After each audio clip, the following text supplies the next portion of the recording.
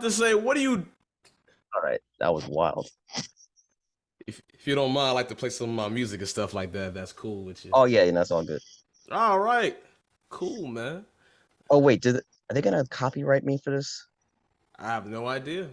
I don't know how Facebook works. I know YouTube doesn't care anymore, so I don't know how Facebook is exactly. But All right, well, let's just kill it because I feel like they're gonna give me some wild stuff. yeah, no Yes, problem.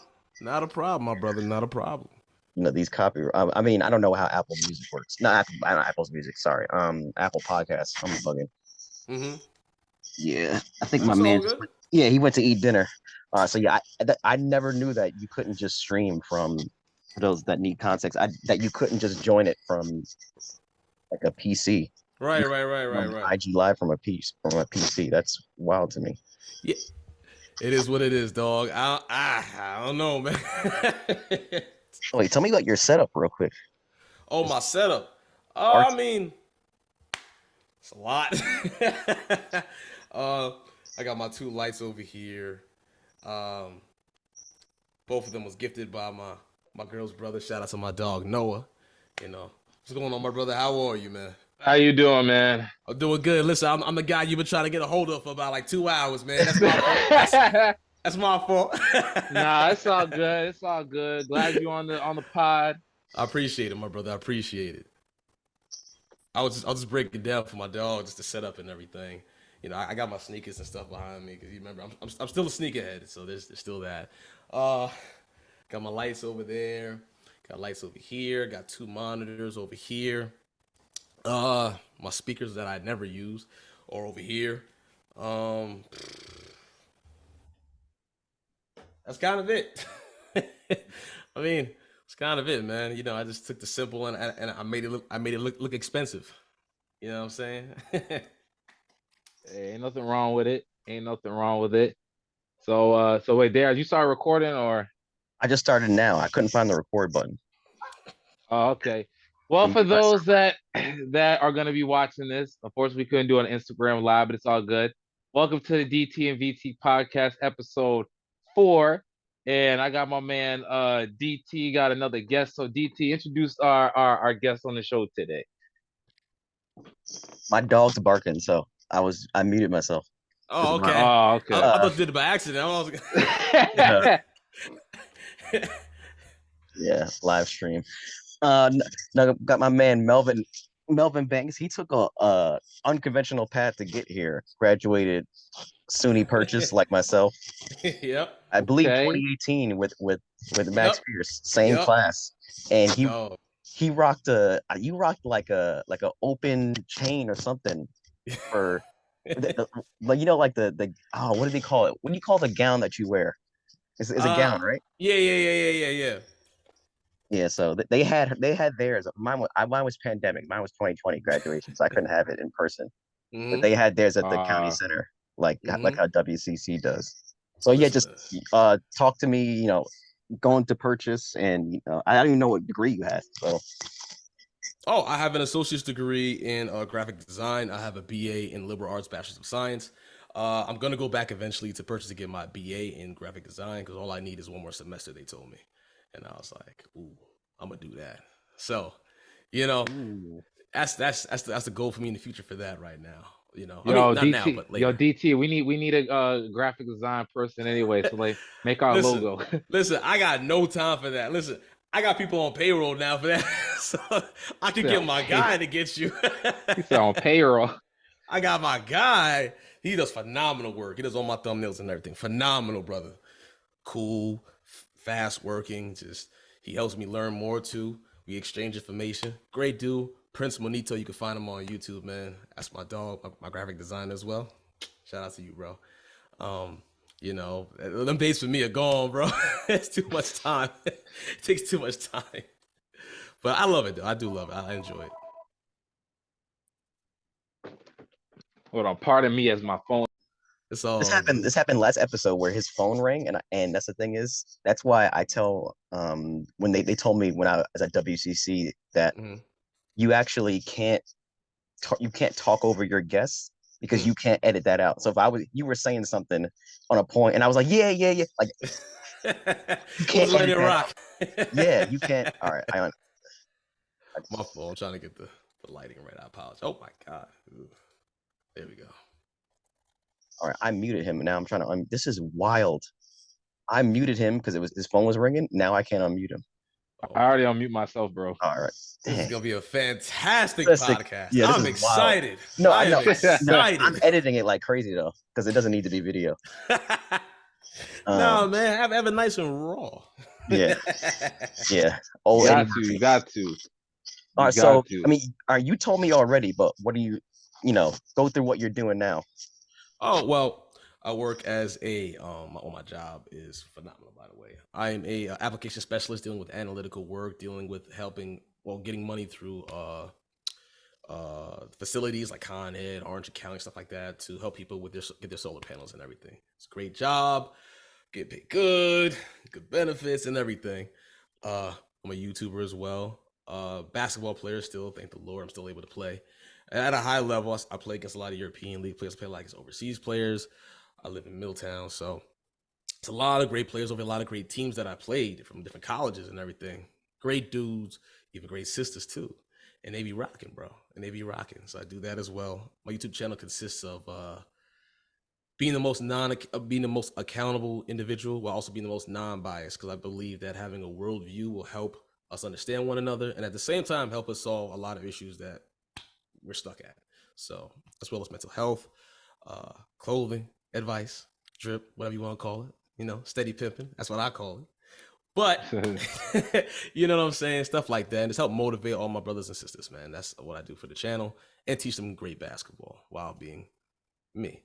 As well as that too, I'm also a voice actor. I just got hired in a company, and I'll be full-time voice acting now for them. And very happy, very excited about that. It took me 3 years, but I got my foot in the door. So I'm very happy and excited about that too. That's kind of it for now, It's kind of it for now. All right, this is something I want to do that's kind of like different. So you said mental health. Now, even though May is more mental health month, scale of 1 to 10, where are you mentally and everything? Me? Yes. What's the scale looking like? Like Scale 10 1 to good? 10. Like Yeah, 10 is 10 good? good, Okay. 1 not so good. Right now, I'll say a 9.5. All right. I'm gonna say I'll probably be at a 7. I could do a little bit 7. better and everything. DT, what about you? Depends how well the Mets are playing. That thing at a negative. That boy praying to God. Wait, time out. Does God hear your prayers when it's sports? Oh, Or hell when you no. Sports guys, yeah, sports guys. No, they don't, because you see in your situation. No, they don't. With the Jets, Mets. But, At least the Knicks are. All right, we'll go back to the main point. But anywho, I'm sorry. I just wanted to check, everybody mentally good and everything. Oh, Mental health absolutely. awareness month next month, and you say you do mental stuff, so I appreciate that. But the YouTube stuff. So what made you wanted to get more into the YouTube aspect? Because we see a lot of YouTubers out there right now. Something that probably DT and I probably should do with the podcast. But what made you want to like really get into YouTube and then kind of focus on like the mental aspects and the advice that you give? Well, phenomenal question, by the way. But ever since I'll say about 2000, I graduated high school in 2010. So 2012, I've been wanting to do a YouTube channel since 2012. And though all those years, I spent literally researching what kind of color schemes are good, what kind of how to speak to certain people in certain ways, how to make sure that my audio when I speak sometimes is fluctuating correctly, my highs, my mediums, my lows, etc. I literally studied everything, what kind of thumbnails I should have, what kind of topics I should talk about. But the topics thing I learned later on, I was just simply just like, if you don't like me for who I am and what I talk about, that's perfectly fine. But I'm not gonna beg for you to be a part of this community, as part of this family. Like I was just like, I'm gonna be me. It might take longer, that's cool. But at the same time, I'm getting to my destination while still remaining myself. That's more important to me than anything. Is me still being genuine, being loving, caring, me, you know. So that was a journey in itself because I was around a lot of the times around the wrong crowd, and being around those kind of people, it puts you in this mindset of this is as good as you're gonna get. There's nothing else for you, so you just accept this for what it is, and that's it. And so I had an epiphany, and I was just like, it was when my mom asked me, "Hey, are you gonna go to college?" And never in my life I was thinking I was going to go to college. Never, never. To be honest with you, I never thought I was gonna make it past the age of 15. I talk about that a lot on my podcast and everything. Never thought I was gonna make it past 15. So I lived life kind of wild. I just didn't really care. So, and then when that happened, it just kind of like said something to me, like, you know, I might have something I'm supposed to be doing here, you know, on this earth, you know, and like my mom, because my God, my dad didn't care what I did. Yo, Yeah, the moms are caring. yeah, yo, Pop said, "Whatever you want to do, I'm with it, boy." I said, "Yo, Dad, that's not, that's not. I need a little guidance, dog. Like, come on." He's like, "Hey, you guide, I'll follow." I was like, "Listen, bro." I was like, "I love you, bro, but damn." Well, Mama was the one, man. Mama was the one that pushed me for greatness, man. And you know, I try to scream that to the rooftops as much as I can nowadays, because my mama, I love my dad. D knows how much I love my dad. But I don't talk enough about what my mama's done for me, man. She's done, my God, she's made sure I had a proper education, no matter if it was in the hood or in the burbs. She made sure my education was on point. So definitely, wow, her, man. Whoo, woo. I don't even know, but just sorry, going on the trail a little bit. But with YouTube, man, I advocate everyone to do YouTube, just like how I advocate everybody to do voice acting. Because in some way, shape, or form, someone's gonna, in voice acting, want your voice. In YouTube, someone's going to want to hear your opinion. That's one of the key things that I'm trying to get people to understand, that because a lot of money can be made on YouTube. I've met a lot of YouTube people, and I can't call them friends because we just talk once in a while, but that make a lot of money. Told me they make a lot of money just to goof around. They just understand their formula. So if you could get your formula straight, oh man, you're set in stone. You set in stone, man. I mean, I'm about to hit 1700. I got to 1700 in 7.5 months of taking YouTube seriously. I posted every single day, every day. But I made sure my quality was on point. But at the same time, I advocate for a lot of people. Like, even if your quality's not all the way on point, man, just do it. You'll get a fan base. Once that fan base sees you grow and get better, then they're gonna tell people. Then people gonna tell people. It's gonna keep going just like that, bro. And so I advocate because there's a lot of talented people in this world. Like my yo, D knows a lot about sports, man. A lot. You and oh man, I forgot his name, bro. But he used Ian to be Sachs. Ian. Both of y'all. I'm about to invite him. Both of y'all, I always say, have the craziest sports minds I've ever seen in my life. So, in a good way, of course. In a good way. Like, I don't watch baseball. I don't watch football. But when I hear you talk about it, I'm actually interested. Like, you know what I'm saying? Like, I'm dead serious interested. And that's because your passion for it is, I feel it. I feel it, and I want to hear more sometimes. I mean, don't get me wrong. You funny as hell too, D. Like, listen, you know, I'll never get over that Much time. love. That time we was at the party. You know? Oh, yo, I told him every time I go outside somewhere to a club, so I gotta bring my dog because he makes it fun. My dog makes it fun, man. You know what I'm saying? So I'm like elegant awkward. This is oh, like bro. this is like the second person that told me that. Like yesterday, I met his boy Jay and everything. Whatnot. They're like, yo, you gotta go to the club more with DT. Oh, bro, it's jokes. Wait. It's jokes. It makes it so fun. He makes it fun. Like, you don't care Kyla, what no Sweet one 16. thinks, no one feels, none. And that's another thing I respect about you too, D. You don't care about no one's opinion. You just enjoy yourself and you be in your world. And you basically say, if y'all want to be a part of this, you can come on in. But if you don't, I'm cool by myself. I respect that, dog. I respect that to the highest. Seriously, like a lot of people need to have.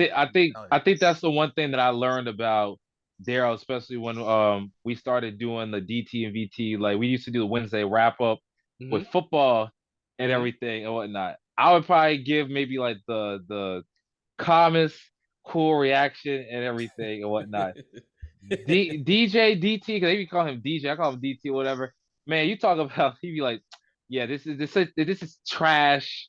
Like Jay Like, Cutler. Jay yeah. Cutler threw like four interceptions to D'Angelo Hall, and he's freaking like garbage and everything and whatnot. But here's Yeah. the other thing about it. He also drops facts on Mm-hmm. you and everything. So now when you try to back it up, like like I never seen this happen with DT before. Went to the Yankees Mets game last year. You talk about this one Yankee fan when we went to the game was talking Mm-hmm. so much trash and everything. Oh, he Yo, was ready. Daryl had all the facts Yeah. lined up, ready to go. And Mm-hmm. I was like, dang. But here's the crazy part. I researched it afterwards. I'm just like, he's not wrong.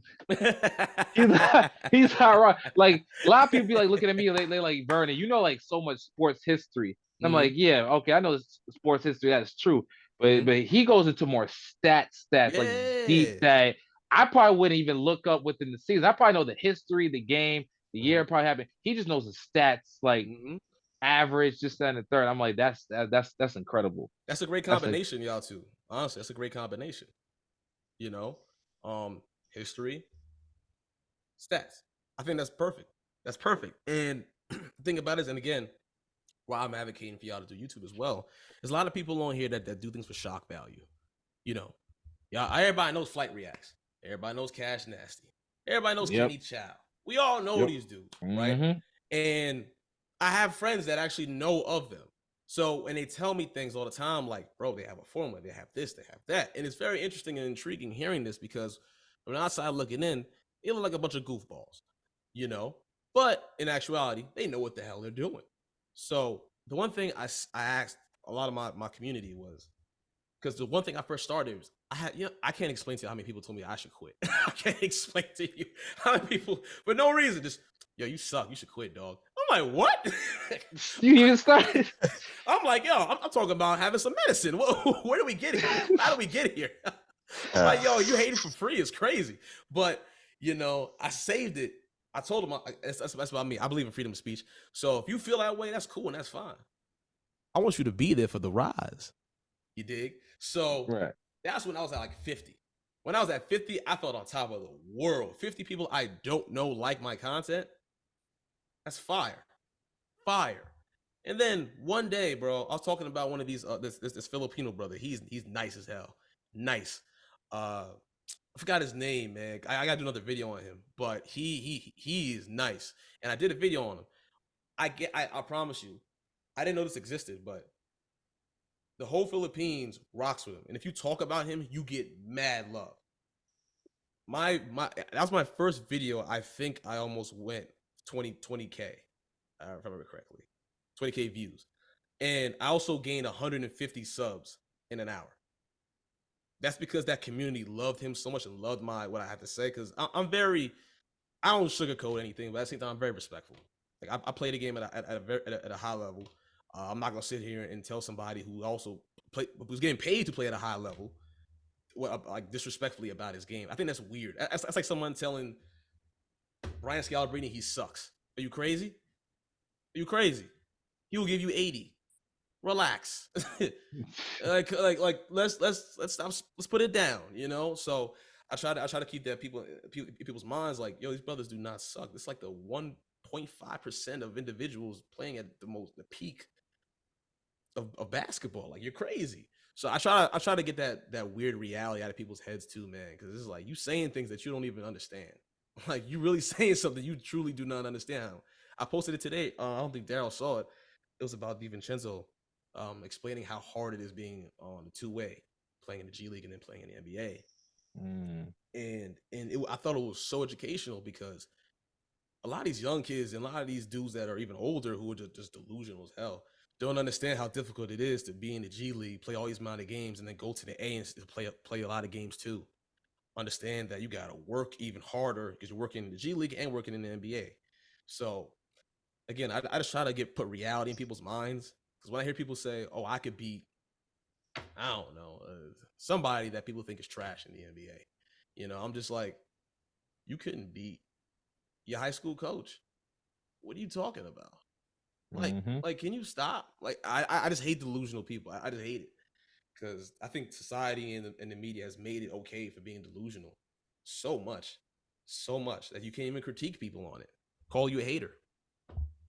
It's weird. Exactly. So what about I mean, what about finding your identity on YouTube? Because everyone says you have to have, not everyone says, a lot of people say you have to have a brand, you have to be unique in your own way. So how would you identify your brand and the content you create on Twitch, YouTube, and even when you were doing podcasts? I'll tell you like this. D, how long you know me for? At least early 2000s is a while. Ever since then, Wow. haven't I always had my own style? Did Oh, everything my way. I wasn't no carbon copy of somebody, dog. Remember the days I used to wear New Balances, getting made fun of everybody wearing New Balances. Oh Yeah. man, that got me hot. I was like, where were y'all when I was getting pushed in the lockers? Mhm. Where were y'all? When I had my drink slapped out of my man, I was hot. I was like, now it was cool. Now it was cool. Now it's cool to be a gamer dude now, right? All right.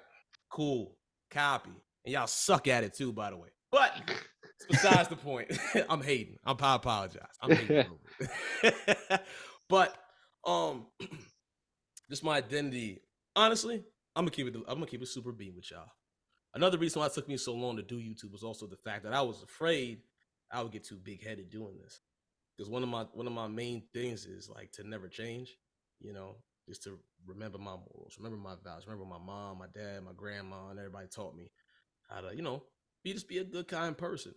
And I see these people who get some fame, get some notoriety, and they totally do a whole flip. And I was always scared that was gonna happen to me.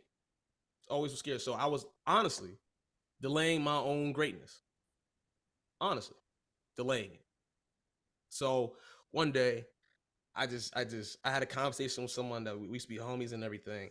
And when I realized like how much I've been putting on the back burner for my goals and dreams, for my friends' goals and dreams, and then there were friends that didn't even care about my goals and dreams. They just wanted to hear an echo chamber of them being helped, So or just an echo chamber of like, yeah, you could do it, you this, you're that, all those positive things.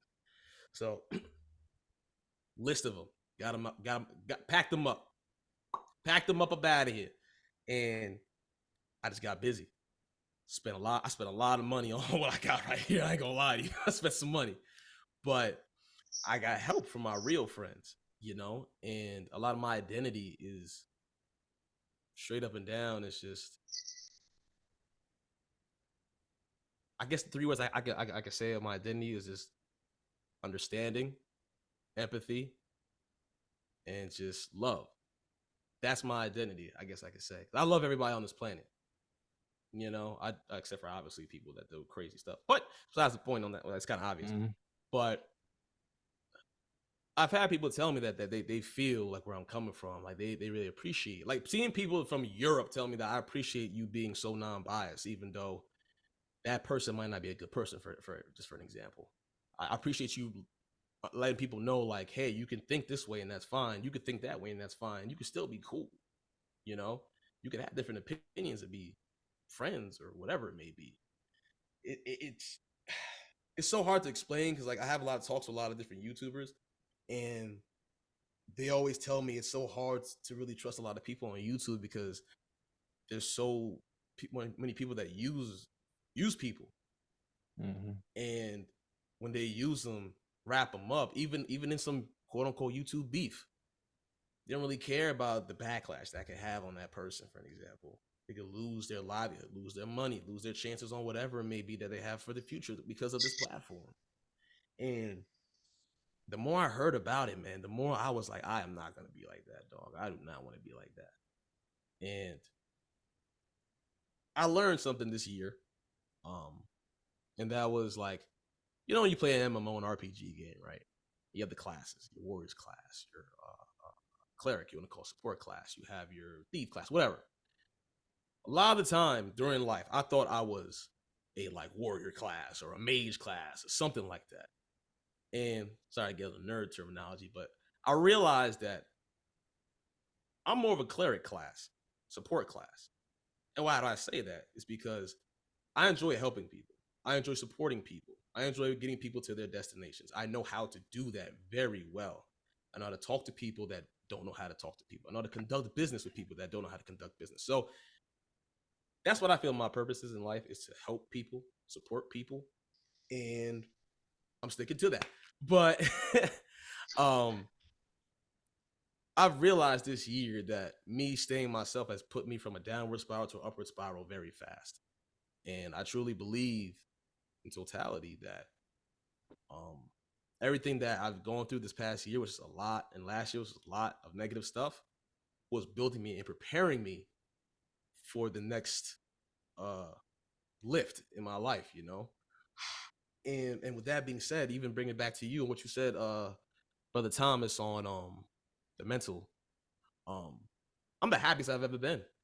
The happiest I've ever been. You would have asked me 5 months ago, I would have said I'm about at a -2. -2, you know. But the help of my girl's folks, my mom, my dad, my homies, everybody, man, they helped me a lot.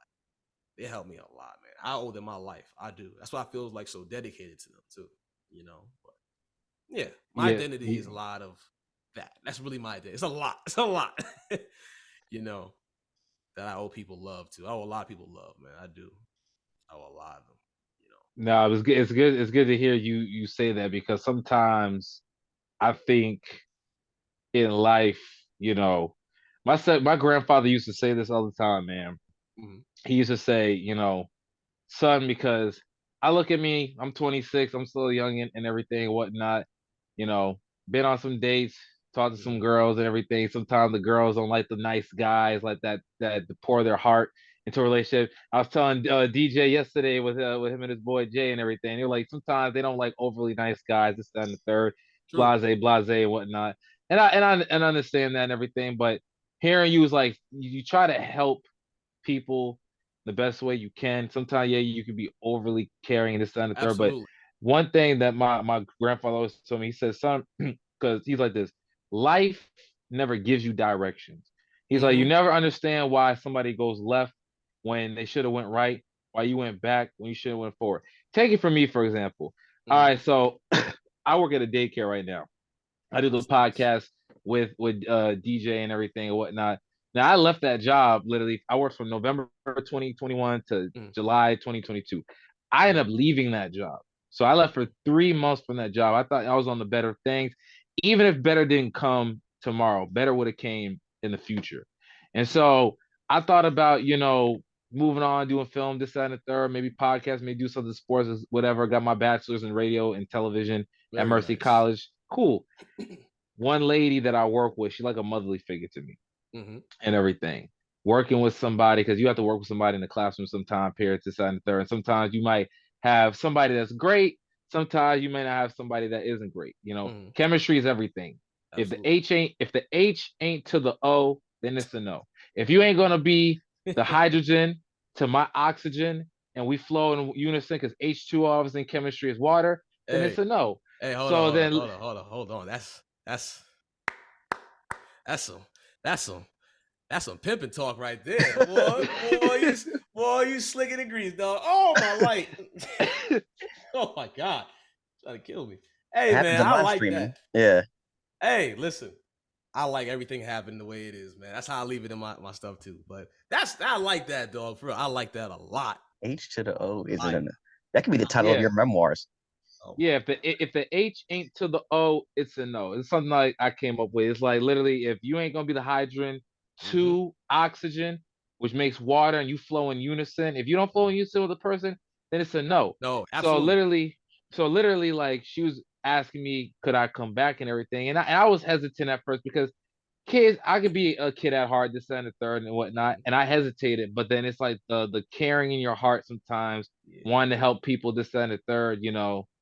I was like, I'll come back, even if it's for a few hours, this, that, and the third, to try to help that person. Some people say, Vern, you too nice of a person, you overly caring. But sometimes when you see people struggle, especially Yeah. she's black like me and everything, you try to help your Yeah. people out. And I feel like Yeah. the problem in our community is that we don't support each other enough. because the fact that we just like always try to tear each other down and everything. Like Yeah, you see yeah. all the rappers getting killed and everything, and it's like and you see all the people that do it. It's black, and it's like, what you doing, bro? But it's like jealousy in the mind and everything, whatnot, and it's just like hearing you like going out. That's like the mindset I have. My mom always be like, I support black businesses and everything. I try to support black YouTubers. Not to say I don't support other YouTubers and everything, but if you got that good content that's out there and kind of getting onto you, not to be trying to take up the whole live stream. I know DJ want to ask more Man. questions I'm and trying to everything, hear about you too, dog. but What you talking about? but the other thing, because you were getting on, you hit a nail with the hammer. You were just like you're being yourself, and there's too many times, and then the collabing and everything and whatnot with stuff. I feel like you try to use other people to try to get to the top in YouTube. Because I be watching like the Prince family. That's the couple that do their stuff. God. The I'm unfamiliar. Carmen and Corey from them. Nate Got Keys. Like I would watch some of their old stuff, and they seem like genuine like people and everything and whatnot. But they were all used to be collabing. Yep. This stuff happened, this, that, and the third. I'm just like, well, what happened? Like, et cetera, blah blah blah blah blah.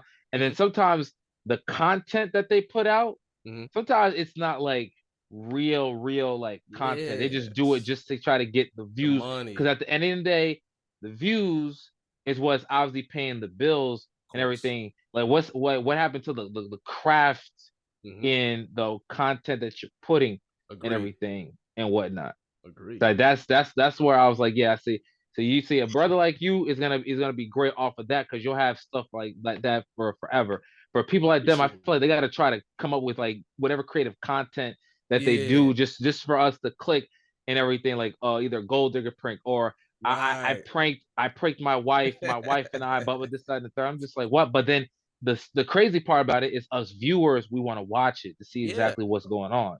It's feeding us. Absolutely. And I think that's one of the problems too, though, is to go back even on like me, for example. I'm with you, supporting black content creators, supporting black this, that, and the third. Love it and I feel you. But the problem a lot of the times with our people is we get tricked just because that person's the color of our skin, we automatically just support that individual. Then to find out later on that same individual who was of our color, of our kin, was a snake that was only in it for themselves. And me personally, I like to do my research before I support anybody. I'm not the kind of person that says all black people are good. Nah. I met a lot of bad brothers, a lot. And a lot of them were wolves in sheep's clothing, manipulators, users, just like a lot of other ones of different races, ethnicities, et cetera, et cetera. But when it comes to that, even the crab in the barrel mentality, there's one, I'll say it like this. There's a community that I respect more than a lot of individuals. And that's the Jewish community. The Jewish community are so tight that it's ridiculous. It's ridiculous. You cannot fold them. You cannot. If you make fun of their past, they will make sure you feel it. They will make sure you feel it. And when it comes to ours, it gets talked about as if it's a comic strip. We don't take it seriously. Even myself, I'm trying to get out of saying the N-word. I'm trying to get out of saying that. Brothers, sisters, dudes, bro, whatever it may be. I'm trying to get that out of my language, because we're just regurgitating pain that our ancestors already went through. And I don't care what no one says, oh, we're taking it and making it good, this, that, and that. You're really not, because what good's coming out of it? There's nothing good coming out of it. There's no empowerment of it because everybody's using it. So it is what it is with that. And we, as our people, got to stick together and make a choice. It's the same thing as individuals that don't support black communities, like clothing, people, what's the correct terminology? People that own brands, whatever it may be. We know some of these brands could be individuals that don't like our kind. We don't care. We'll still buy it from them. Those are the same people who also will say support black businesses. Like, it's you gotta pay attention to people, man. You gotta make sure, because a lot of these people, man, they just want to push whatever to get money. They don't care about who's getting hurt on it. As long as it's not about their family, they don't care. And me personally, dog, I'm just sick and tired of it, bro. I'm sick and tired of it. I'm sick and tired of us not having leaders. I'm sick and tired of us having leaders that are getting bought that through whatever, That's one of the problems too, is we can't stick together because as soon as someone throws a nice dollar sign in our face that's big enough, we're able to cross anybody of our people. You know, I'm just tired of it, bro. I'm just tired of it.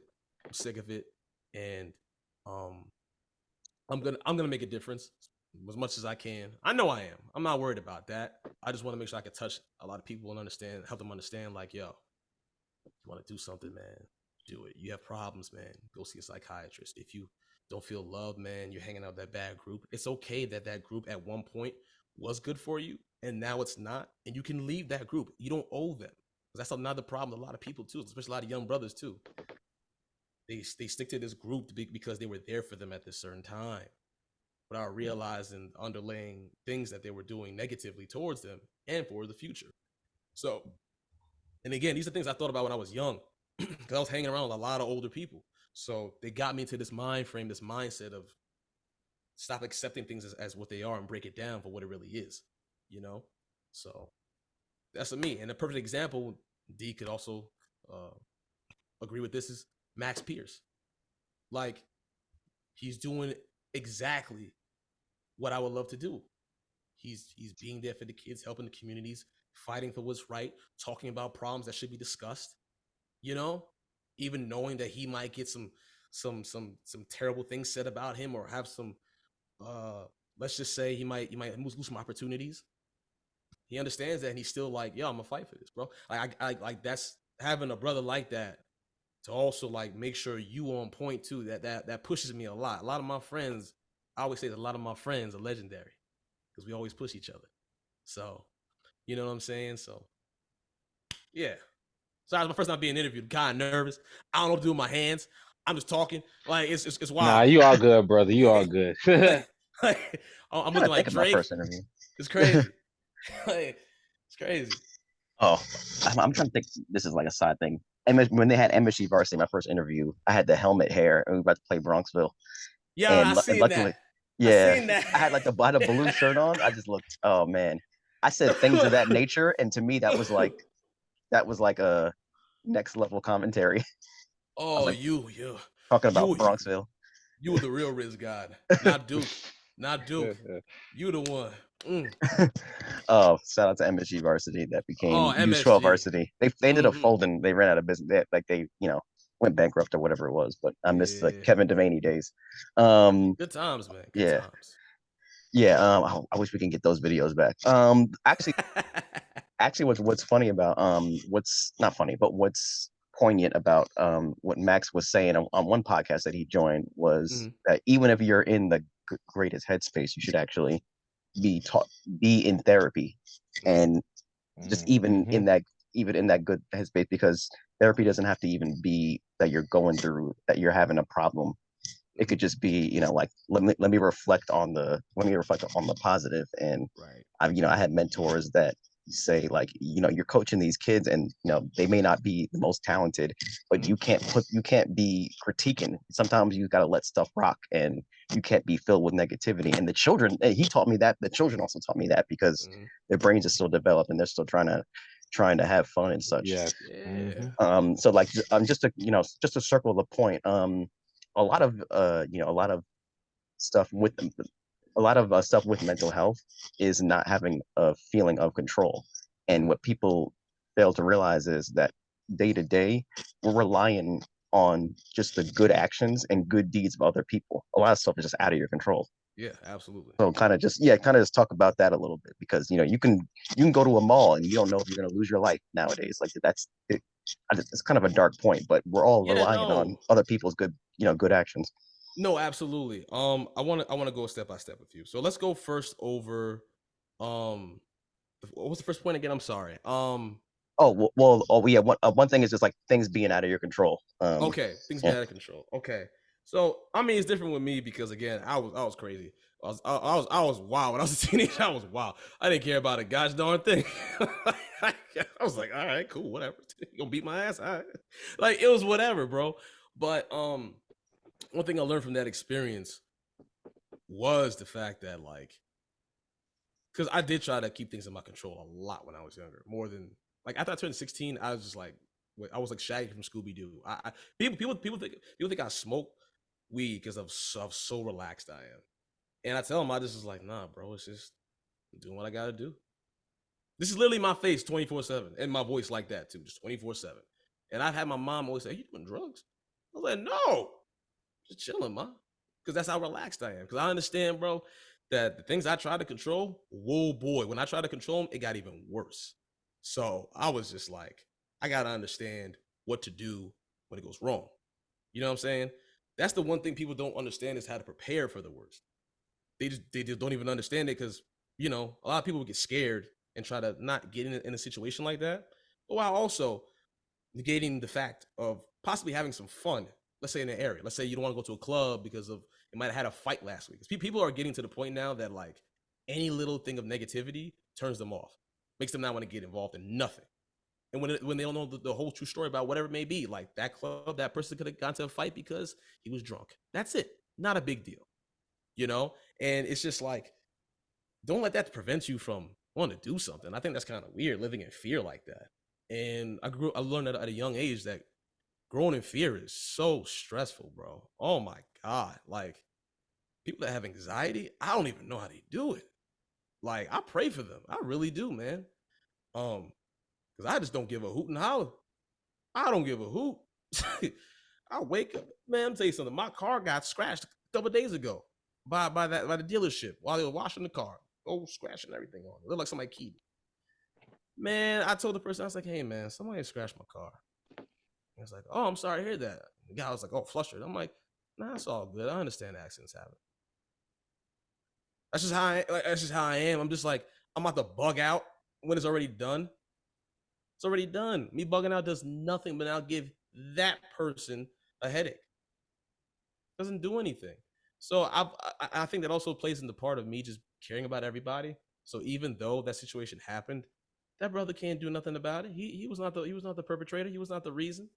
So it's like I think my sympathy for other people allows me to be so relaxed, and my ability to understand. And this is just me. Again, if you don't believe in God, that's fine. I respect you too. I don't care. I'm not trying to preach the word of God, nothing either. But God's been in my life through a lot of crazy stuff. So he got me out of those situations. I believe he could get me out of whatever, as long as I do the right thing. That's truly just what I believe. If I do the right thing, he will say, "I got you, dog." So that's why I don't trip about nothing. I don't trip about nothing. If you see me mad, I'll be very rare. It's very rare to see me mad. It's very rare. But my word of advice to a lot of people, even those that are watching this later on, chill, bro. Understand the other side. If they're wrong, they're wrong. That's fine, but you're still alive. Still alive. Still got your car. Still living a comfortable life. You're still making money. You're still safe. A lot of people don't have that luxury of all the above, let alone one or two. And those things, again, I think about all the time, is that I could have been back in Yonkers. That's where I'm from, Yonkers. And my parents got me out of there for a reason. And my dad always said, the streets always gotta have a way to finding you. Always have a way of finding you. And they did. I went back. And it was terrible. I tell everybody all the time. That gangster lifestyle is absolutely terrible. Like I have nightmares because of it still. Like I have bad nightmares. So I tell people all the time, like, it's not cool, bro. You gotta stop looking at these people as if they're your heroes. These are villains. These are villains. Just because they have funny moments doesn't mean that they're heroes, bro. Like, so it's like I try people to understand, like, just try to make our heroes more heroes, please. Like you shouldn't be looking up to drill rappers, just for an example. I'm not trying to come at all drill rappers, but it's just like it's weird. It's weird, like because I guarantee if someone because they put that kind of energy towards your son or whatever it may be, it'd be a problem. But when it's vice versa, us doing it to whoever it may be is cool. Like that's another thing I have a problem with the community is that like we could say certain things about certain people, but they can't do the same thing back to us, and that's a problem. I'm just like what? Like I don't know, bro. It's a lot of stuff, man. That's really weird in our community. You probably know too. That I'm still trying to understand, trying to learn. You know, because the thing about me, bro, is like words don't hurt me. So if you call me whatever, I've been called the N-word with the ER so many times on YouTube. That don't bother me none. I'm just like, all right, block. Like, I don't care, bro. I don't know you. You're talking from a screen. So I'm just like, why would I get mad about that? But it's just we gotta do better. We gotta do better, man. I mean, my God. I mean, I'm sorry, I hate to ramble, but I'll give a good example. Charleston White is a good example. I was a fan of his in the beginning because he was saying a lot of good stuff. But then recently he started talking about my Korean brothers and sisters. And he was talking about them, saying that they should be basically deleted, saying just nasty, crazy things. And I saw people of my color saying things like either they agree with him or just like talking about some Asian Korean brother that they know from their neck of the woods that they hate and believe that all of them deserves it. You know what I'm saying? Doing the same thing that a lot of our people do when we talk about another group of people being hypocrites. And I'm just watching everything unfold, watching it unfold. And I'm just like, wow, we ain't making no progress. I said, damn, we ain't making no progress, bro. And it makes you, and that was my mistake because I was wrong. Because that's the one thing social media does do. It tricks you into thinking the world is like on fire 24/7. That's the one thing about social media. One thing I was always told is don't stay on social media too long. Because it will make you, it's kind of like when you have like a disease and you go on Google and you see like a billion different things wrong with you. It's kind of like that same feeling with social media. That's why a lot of people need breaks and take breaks. Like my friend Fitz, he takes breaks. Shout out to you, Fitz.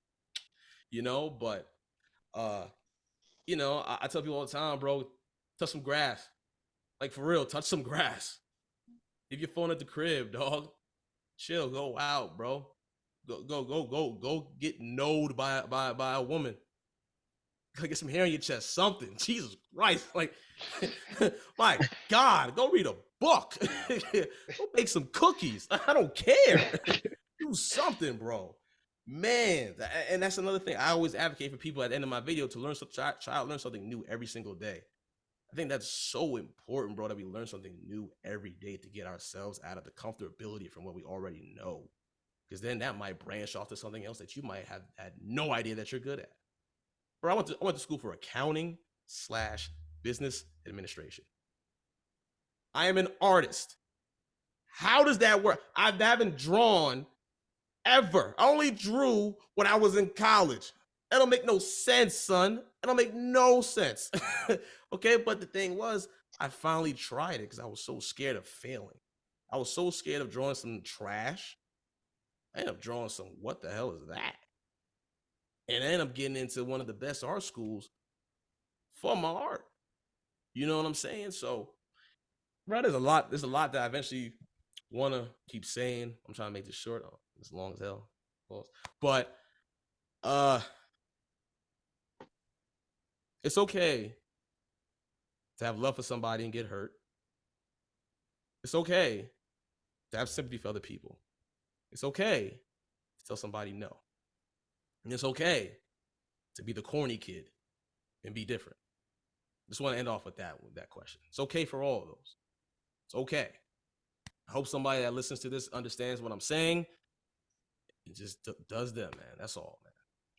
Nah, man, I needed that. I needed that. Sorry, not to be getting emotional and everything, but just to look for the record, my grandma always gets me in the church, man, and everything. So when you talk about God, yeah, God has got me through a lot. I went from being in Memphis, Tennessee, 2 years of age, being raised by my grandmother and everything. My grandma's step grandfather, God bless my step grandfather, so he passed away about 2018. And that was like the Uncle Phil figure to me and everything and whatnot. And I always tell people all the time and everything, whatnot. And you always preached about how your family, this, that, and third. I never was a man in high school. All right. I was just like you.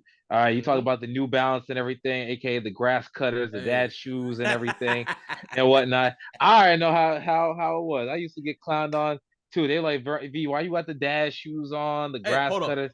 Hold on. I'm going to cut you off. Hold on. Uh-oh. I had high waters too. And oversized shirts. My shirts are still oversized. Hey, if this was I was a kid, I'd have got flamed for these. flamed for these, son. Well, those are good shoes though. Now They've been good shoes, son. He's got the great New Balances for those that when we put it on Apple Podcasts. No, I'm talking about they had the white ones where you had the blue logo. I had all white I know you're talking about blue logos. Yep. The dash shoe and everything. And they are comfortable. Yeah, they comfortable, but you got roasted for that. That's almost like when people used to wear Shacks back in the days and everything, whatnot. And it's like, it was like what's wrong with it and everything, whatnot. But realistically, like I never was the man in high school. You can say I'm corny, this and that. Probably why I struggle with love and everything, whatnot, because not a lot of people like my hyper, I guess, or energetic personality sometimes when I'm in that mood and everything and whatnot. But literally hearing all that and everything, what you talking about, and just kind of, I think the problem that we've gotten away with is like we look at the little things as if they're major things and whatnot. And it's like we don't like, yeah, okay, when my grandma got her car smashed in her driveway and everything and whatnot by a drunk driver.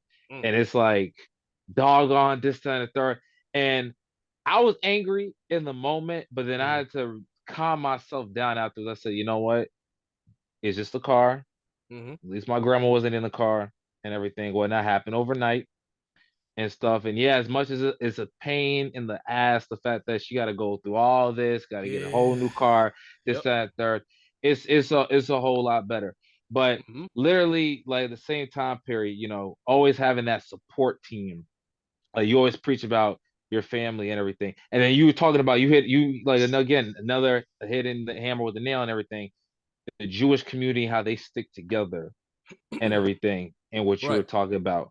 Right. And the one thing I'll say this and everything, another little thing I came up with like this: it takes one wolf several hours to hunt and kill its prey just to eat. It takes one wolf pack a few minutes just to hunt and kill, just to have a feast. I agree. I do agree. And everything. I know a lot of people's like, well, what's going? What, like one wolf just trying to get food and everything? It's gonna take them forever. Long time. Long time. You have one wolf pack.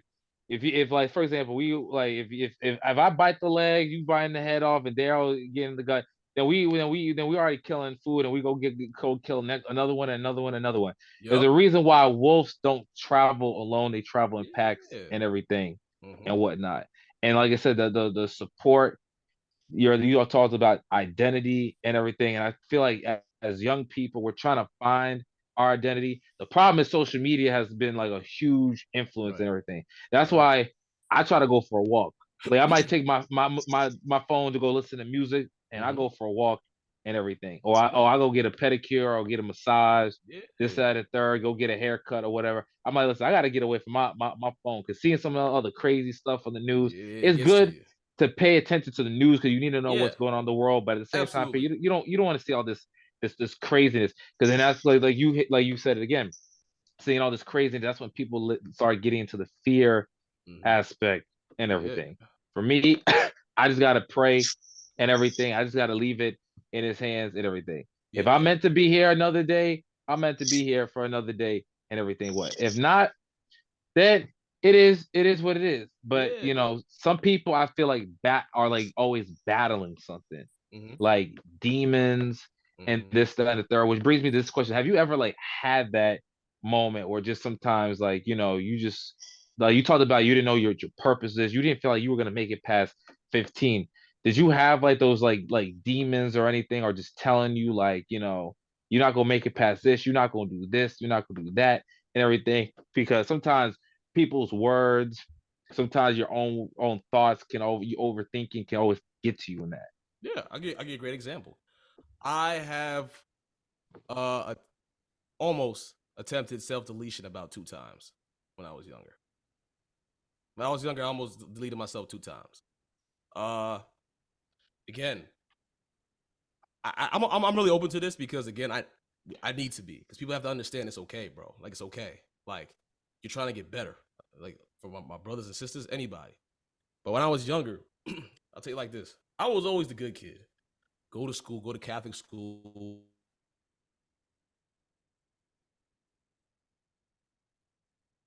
loved the Lord years. I was there for a long period of time.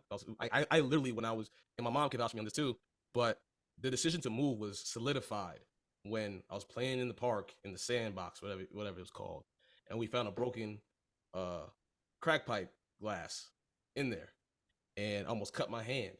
And mom picked me up, and dad was at the corner store, and the corner store had, you see all it was, these big dudes with, Pepe coats, those kind of dudes. Dad was talking to him and everything.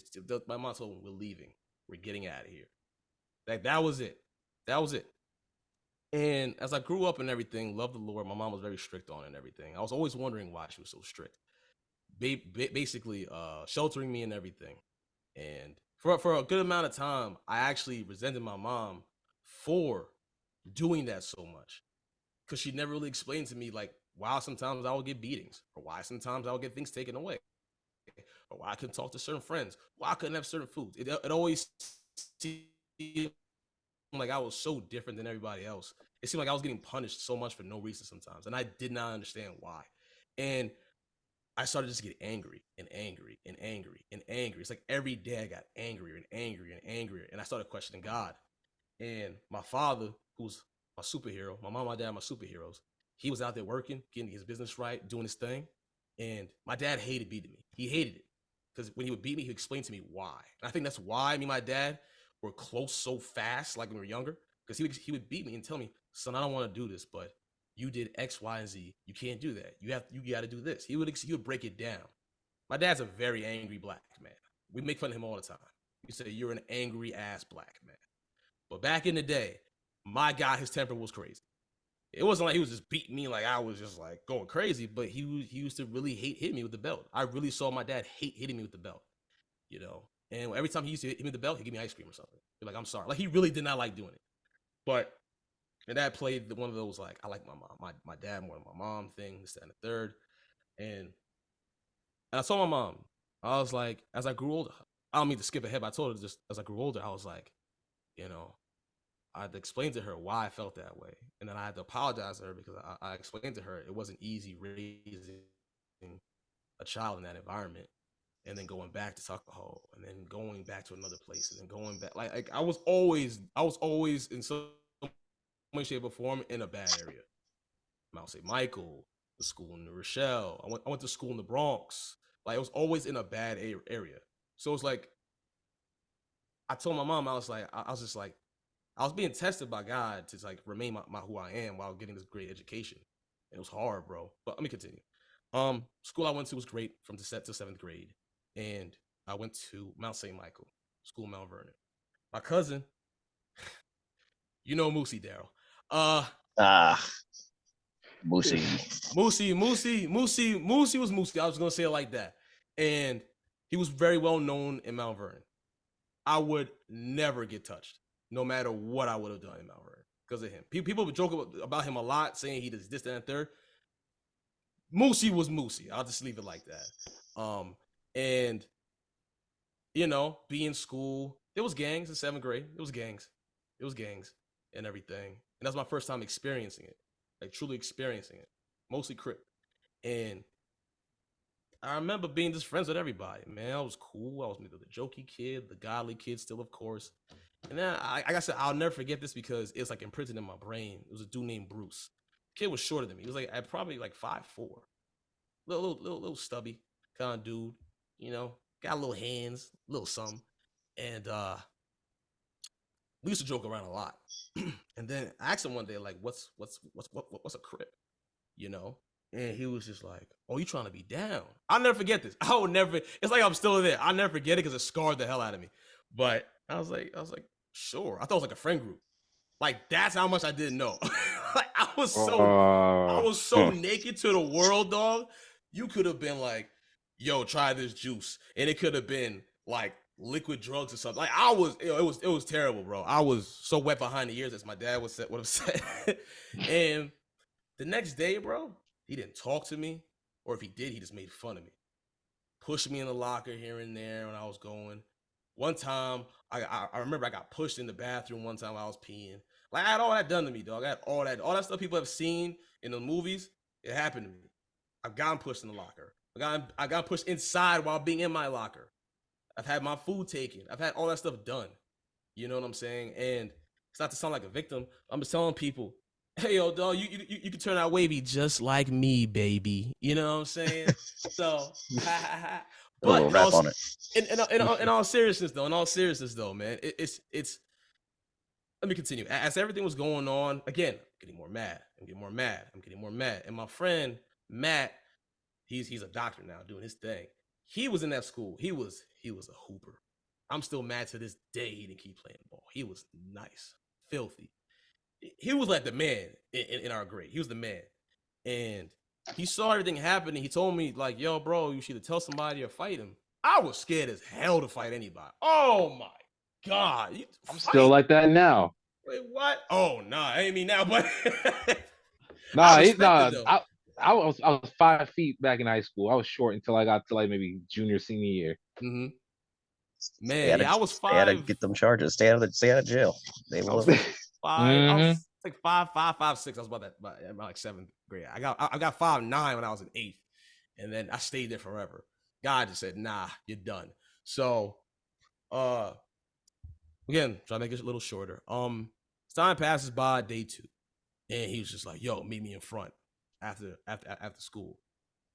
You ever know when you ever been in a situation before where your heart just starts beating mad fast out of nowhere? Mm-hmm. I can't replicate how fast. Intuition. Oh, bro, it was like my instinct was like, "Yo, you're in trouble, dog." Like I'm like, and I'm questioning, like, what did I do? Playing back everything that I might have done wrong, like in the week. Like, what I don't understand. And as I'm walking down, I can't make this shit up. As I'm walking down the stairs trying to get out and everything, everybody knew what was going down. They made sure I met with him. They made sure. When I got out, there was dudes on the left making sure I didn't go to my mom's car. Like that, it was wild. It was a wild experience. And again, shook. Words can't explain how I was afraid, scared, all of that. So, and while this is happening, I'm getting more pissed off. I'm starting to talk to God in my head. Why are you letting this happen to me? I do nothing wrong. I go to school, I get A's, I do all the right things, I give to the people, I make sure everybody's good, even though they don't give a damn about me. This is how I felt at that time. And I think that thought right there is that thought of I give everything to everybody and they don't give nothing about me. I think that's when I cracked. I think that's when my kink in my armor finally cracked a little bit. And I think that's when Mel came out. Like not Melvin, Mel. And when Mel came out, I just didn't give a damn about anything. I didn't care if I was going to be deleted. I didn't care if somebody might have been really hurt. I didn't care. And I remember fighting dude. And I remember he just punched me right in the face. Boom. And I remember everybody just yelling around. Again, this is like a hostile environment at this point. It's super hostile. Super hostile. And he hit me 3 times.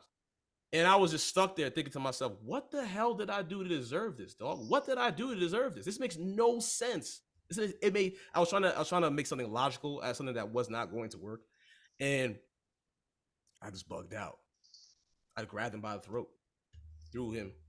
His head hit the bus, threw his head on the concrete, just went crazy. And they had to pull me off of him. And that was the first time like a relief came out of my body of being in that situation of like, oh my God, it's finally over. But after that, I started getting a little obsessed with that feeling. So I would end up fighting a lot more, especially in situations I didn't have to be in. I would create situations that I could fight in. I would be very manipulative. And that's another thing that I had to learn. Like I remember when I did that one time and I hurt this girl's feelings. I'll never forget this, bro.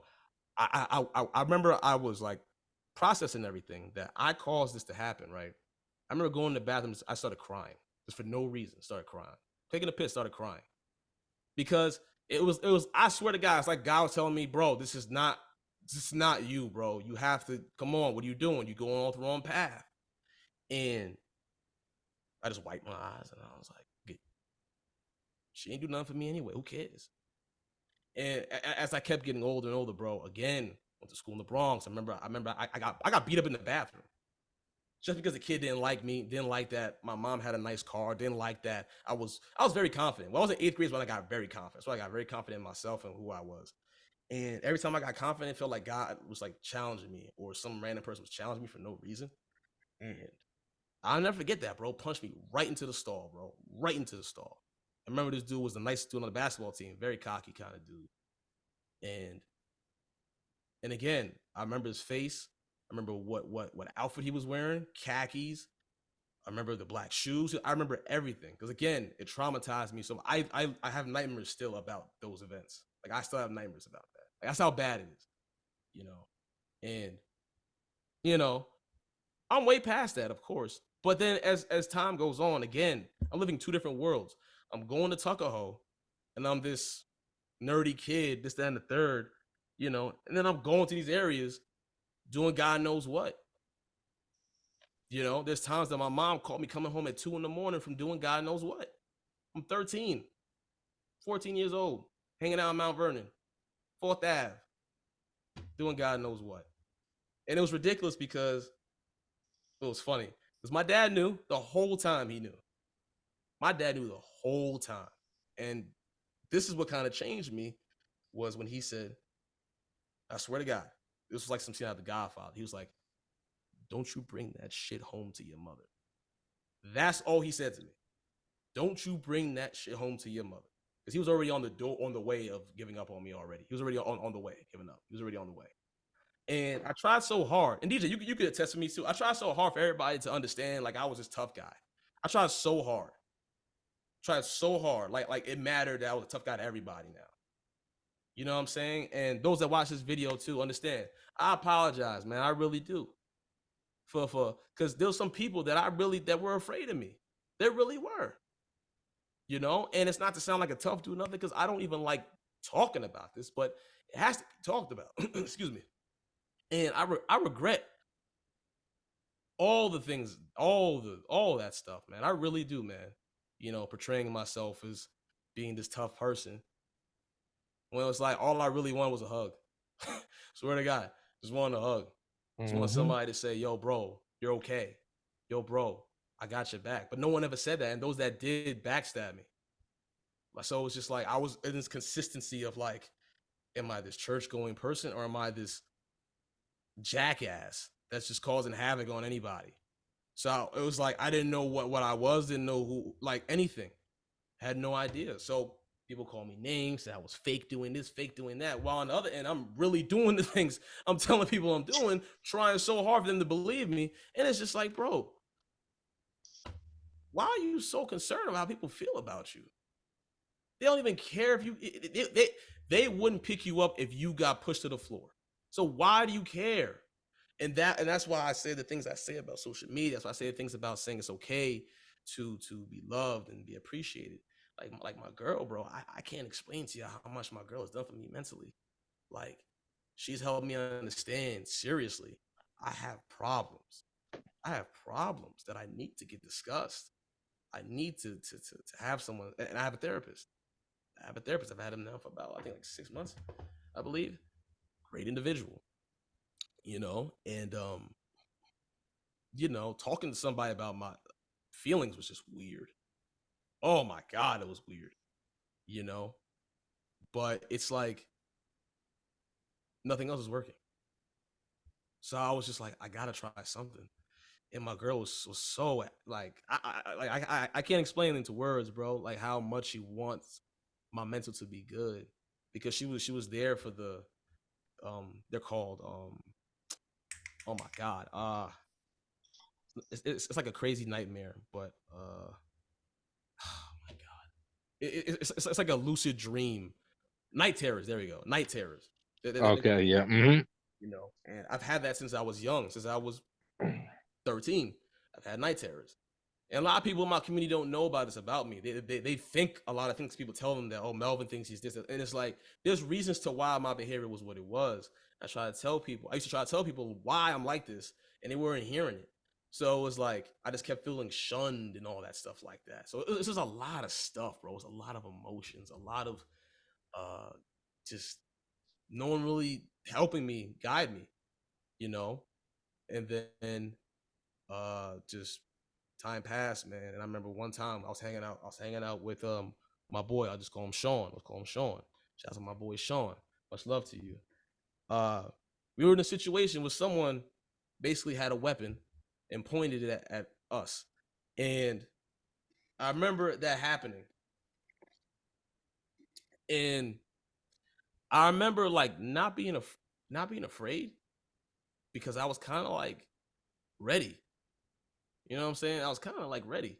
But then again, I was kind of just like so hesitant about it. I was like, the fact that I was like thinking like this is okay for me right now, maybe if he does, and then switching so fast, let me know like, yo, man, you gotta get your stuff in order. And Sean, love my boy to death. He's doing great too in life. But that situation really let me know, like, bro, you gotta grow up.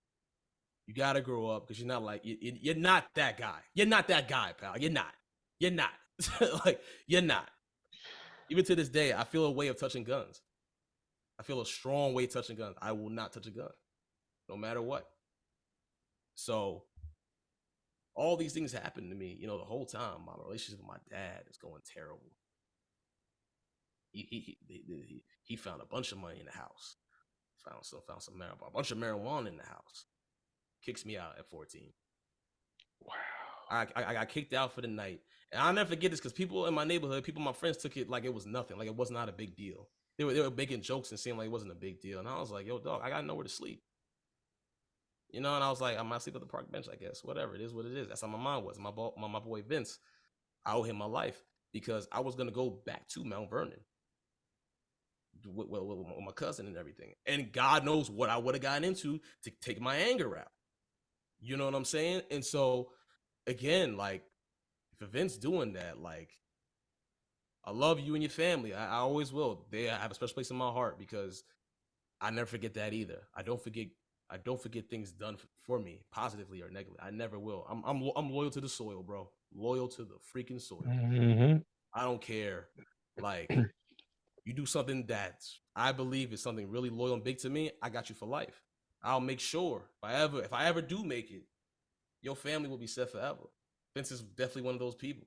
Love him and his mom and his sister forever. You know, all my other people's too. Daryl, of course, too. Yo, pops is basically my uncle, damn near. You know what I'm saying? That's love. Love forever. You know? But anyway. Tuckahoe guy. I mean, Tuckahoe in particular, you gotta have each other's. It's Yeah. 0.9 square miles. You gotta have each other's 6. Yeah. And the thing about that even too is I used to hate Tuckahoe. I used to hate it. Not understanding how stupid that thought process was. I'm not gonna hate my safe haven. How? Man, everybody kept me safe. No matter what came out of wherever from down here, they made sure I was good. And that's why I feel like I got to go so heavy for Tuckahoe too, is because I was so ignorant in understanding the fact that they were Mr. Peabody, on Rose, Mr. TT, so many people on that block that I love forever. Max's pops, Max's moms, your pops, Mr. Smitty. So many people I owe my life to. Taylor's mom, even her calling me GQ all the time. That put my confidence through the roof like people do not understand, bro. And guess what? I was not drippy. I was not in any way, shape, or form. I looked ugly, son. I looked terrible. That's the That's little that wolf things. pack. That's that wolf. That's that wolf That's pack. the wolf pack. Yeah. Yeah. And I guarantee you, she knew what she was doing. She was instilling the confidence in me. She really was, dog. Your pops talked to me a lot too, D. Talked to me a lot. Because a lot of people on that block saw me going the wrong way, dog. The wrong way. And I owe Tucker all my life. I really do. It's like to you could say you Tarzan and these are the apes that raised you in a That sense. raised me, took me in, everything, bro. Yeah. They made sure if anybody had a problem with me, they made sure that problem was solved. They made sure, bro. And that's why, again, man, I owe everything. Sucker. I feel like yo DJ. I feel like even I ain't from that Tuckahoe area. I just feel like Tuckahoe or just like the community like communities nowadays. I don't feel like communities even have each other's backs sometimes. No. Like the way that you be describing it in DJ, I don't know how it was like for you growing up, but it's like literally like Mhm. my community is somewhat like that up in I guess the Green GB community Mhm. to a cent. But it's like Tucko, like yo DJ, like how was that like side note for both of y'all experience up in Tucko? Well, everyone. What's funny, well, at least with the high school is a little bit different because it encompasses Chester Heights as well. Yeah. And some people, well, in Chester Heights actually is a Bronxville PO, but which is I don't know how that works. But Ah. is the village is so small that they can't fit the high school. So the high school's in Eastchester, but Mhm. but in terms of that, people, something quote unquote nuts that happens, people are going to hear about it. But we like Easy. people's ears are to the streets, and it just and I still whenever I see people that are older that have moved out and they might come back to Washington Street.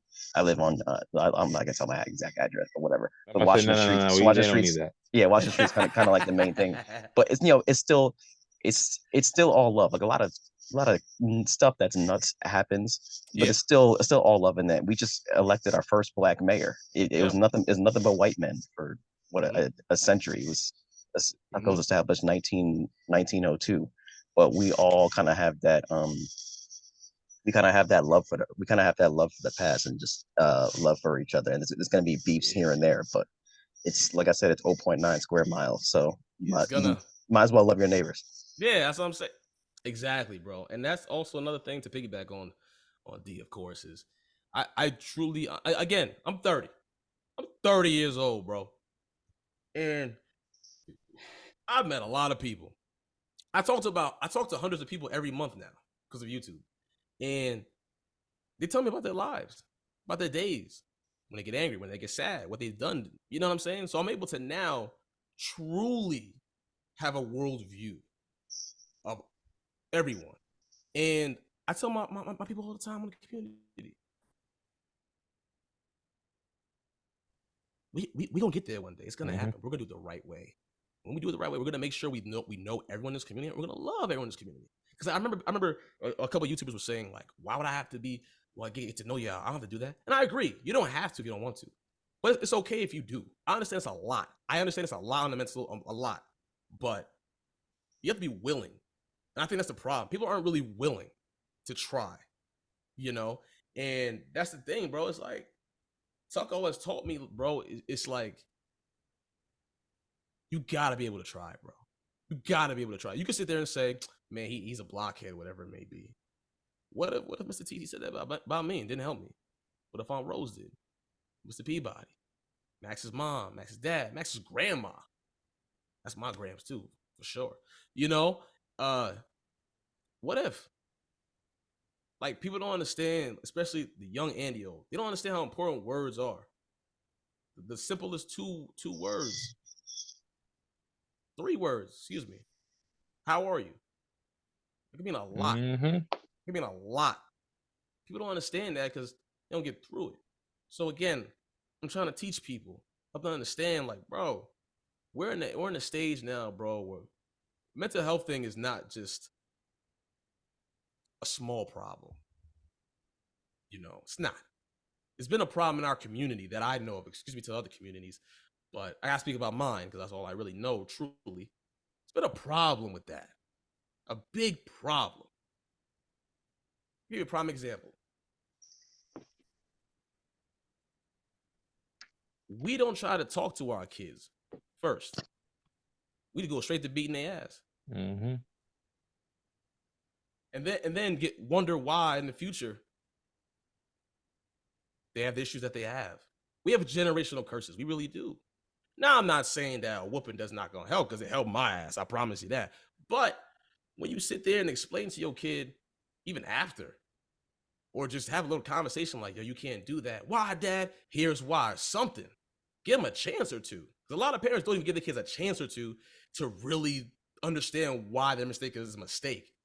Just boom, get beat. Boom, get whooping.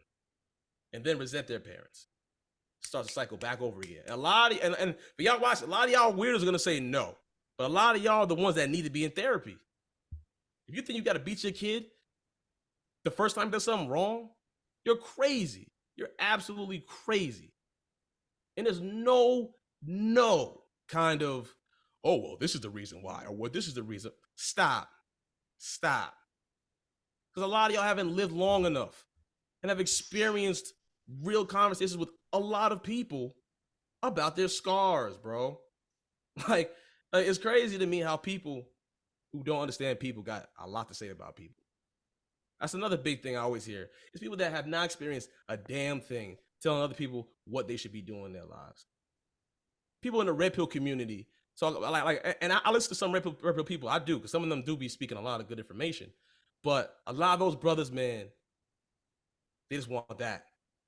A lot of sisters in the sisterhood community, the extremist ones, they just want this. Cash flow. They don't care. They don't care.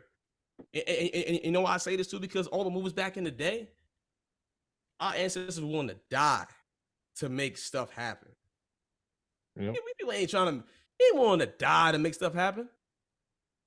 They ain't willing to die. Because guess what? When push comes to shove, they out. They out. Oh, I'm not doing this no more. They have the luxury of doing that. A lot of people don't have the luxury of getting out. They don't. So when I see a lot of movements going on, bro, I side eye them and I'm like, I gotta watch and make sure of this. Because there's always that one bad apple. Every single time. But this time, that bad apple now has a fan base. Or bad apples have fan bases that are supporting their income and making sure they can continue to push poison on any or every one. And like I said, dog, I'm tired of it, bro. I've been seeing it on the blocks. I'm seeing it on YouTube. I'm tired, bro. I'm tired. I'm just simply tired of it. I'm tired of our leaders getting bought. I'm tired of our sisters being tricked into the money machine. I'm tired of our brothers being tricked into the money machine just because they're using situations that they're weak against them.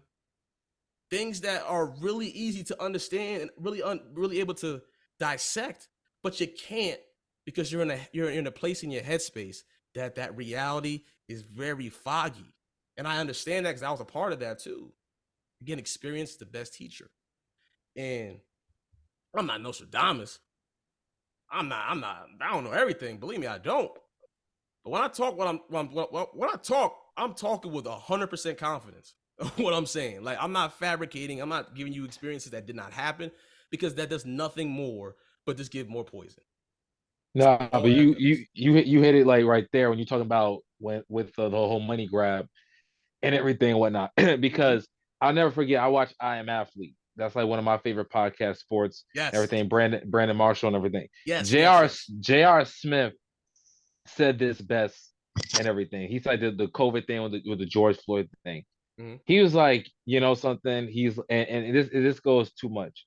Where we try to see the problem is, excuse me, we try to flex way too much and everything and whatnot. And what I mean by flexing to the audience, everything that's watching this, is that it's like when like NBA players, right? Russell Westbrook got like a $250 million contract. LeBron and everything. Shout out to LeBron, because LeBron at least be doing something in the community. He got the I Promise school and they doing tuition for school. Now that's stuff that we need. J.R. Smith said this on the I Am Athlete podcast. He's like, I'm sitting with this guy that made $250 million. You make $250 million. You make this amount. You make this amount. Why is it that I'm going to Planet Fitness and everything to a company gym when literally we can start with $250 million, the three of us right now? If we had $250 million in our thing right now, do you know the amount of power that we could have to open up jobs and this, that, and third, to where literally like clothing, to even helping people YouTube, to having schools, like you say you do graphic design, brother Mel, so you could do that. Like, who's gonna stop us? And he even said that, who's gonna stop us if we have $250 million? Ain't nobody stopping us. You know why? Because money talk and everything and whatnot. Absolutely. But the problem we have is, especially you in the hood. I think this is why, and I'm not trying to say this is why all these rappers, getting killed, but it's the fact that it's like you're flexing in the hood and everything.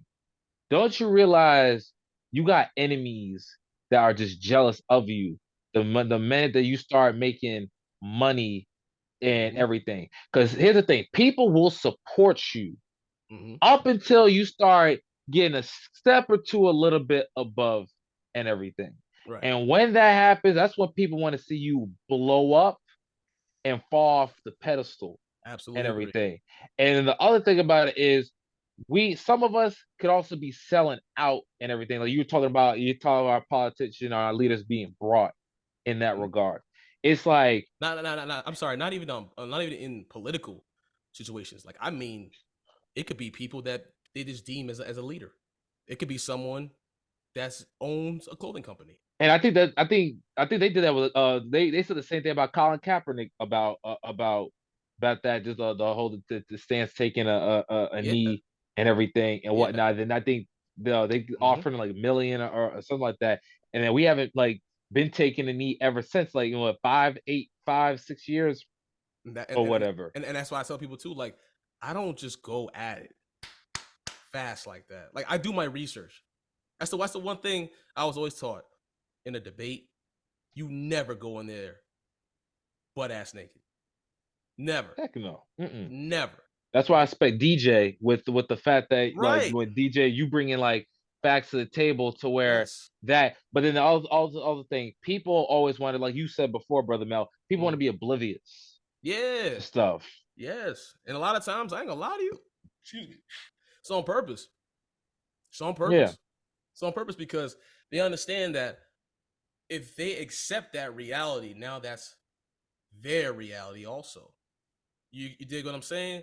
Yeah. And it's like, are you gonna keep living in that bubble your whole life until your kid, your cousin, your nephew, grandchildren get touched by that reality? Then you're gonna care. Then you're gonna sit there and care.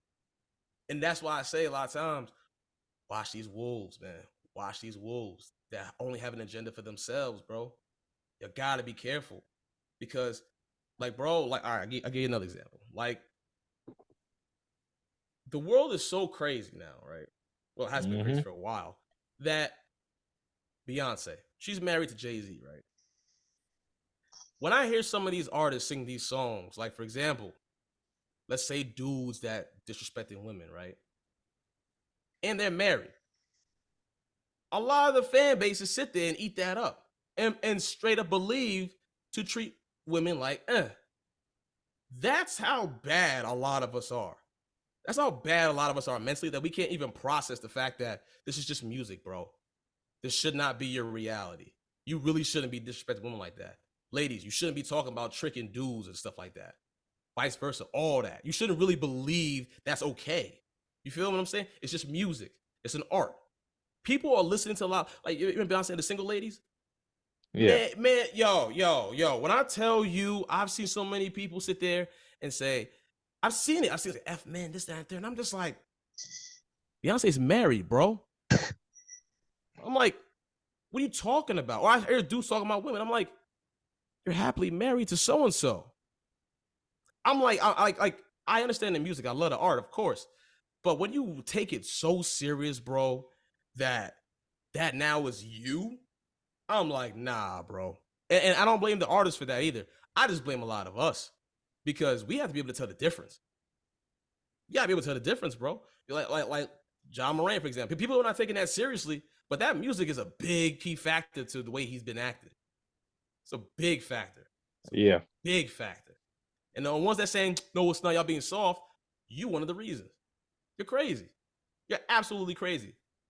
They have a thing called drill music. What do you think drill music is for? Come on. Like I just don't understand like how y'all let these morons come on certain areas and just talk a bunch of nothing. And but because it aligns with what you want to do, you're like, yeah, he's right. Yeah, I'm with him. Like, you're weird. And what always happens is when they have a kid, a daughter, a son, that's when all of a sudden they want change to happen. And that's one of the biggest things that pisses me off, is that it takes you to bring that kid in the world for you to understand something. Exactly. Yep. That pisses me off. Yep. Because now that kid's a part of what you talked about before. But now he's here, you want to, because you act like your past really still isn't gonna, you know, be Mhm. available in the present right now. You know, like For sure. I'll never forget 21 Savage talked about stop the gun violence. Man, you know how much 21 Savage I have on my Spotify? Talk about doing all kinds of trapping, kidnapping, everything. Trapping and kidnapping. Like what? I No, got you my know it's 45. I got Just 2 on my waist. What? just if I was Will Smith, I would have slapped him with a stick. Coach, are you kidding? And I'm sitting there thinking to myself, like, yo, bro, I feel you, but you're capping because if you really were about it, you'd stop rapping like this. That makes no sense. That's dead ass like getting a salad and just throwing a bunch of chicken, a bunch of mayonnaise, and a bunch of sugar on top and saying, yeah, this is healthy. What the hell are you talking about? That's not healthy, dog. What are they That's putting in your carbs right spliff? there. What are they putting in your spliff? Like, you're crazy. And so that's why, again, it's like when you have fan bases that are just as ignorant as you, and it just gets bigger and bigger and bigger. And then these same kids and I'm gonna call them grown children, because that's what they really are. Grown children Boss having more babies. children. Yeah. We going in a cycle of what the hell. And no one wants to talk about it. And like I said, bro, it irks my nerves in such a crazy way, because the same people that'll sit there and push negativity will say there and say we got to stop the violence, and no one checks them because they might be famous or they might have done some charity work or whatever. Bro, this is not some dope boy job you do once in a blue moon. This is something that's forever. You want to take care of the people, you got to be really in it. You got to hear people's pain, hear people's journey, listen, comprehend, understand it. It's not a joke. I tell you this all the time. I will die for this. I will really die for this. And I'm prepared to die for this. And the reason why, because I've seen what it's done to good brothers and sisters. I've seen what it does.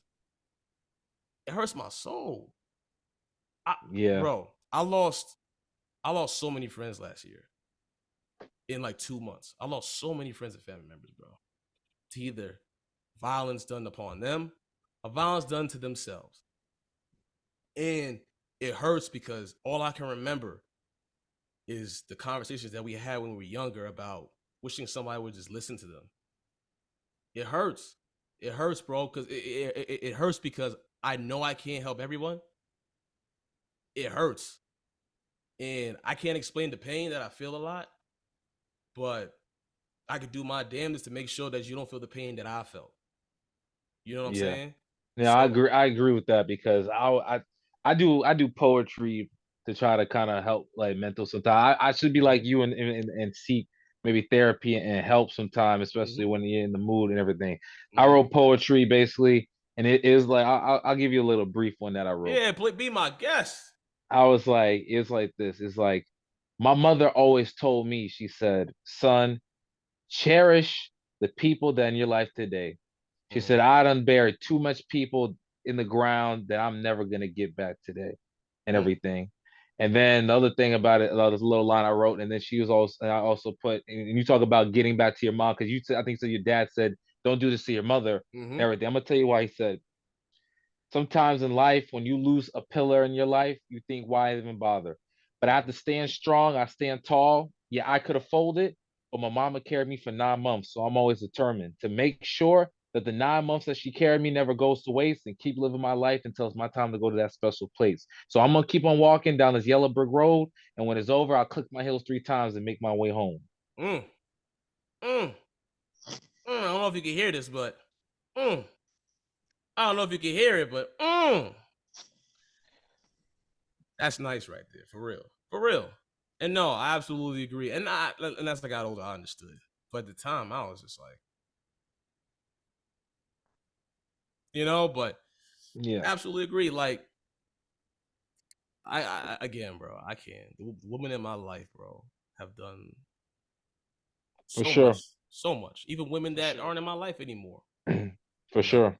they've done For so sure. much, and I have nothing bad. Even you can ask my homies, I have nothing to say bad. They have a lot to say about my exes, But me personally, just the love I have for women, I can't say anything bad about them. Mm-mm. I can't Right. until obviously it's, you know, deserved.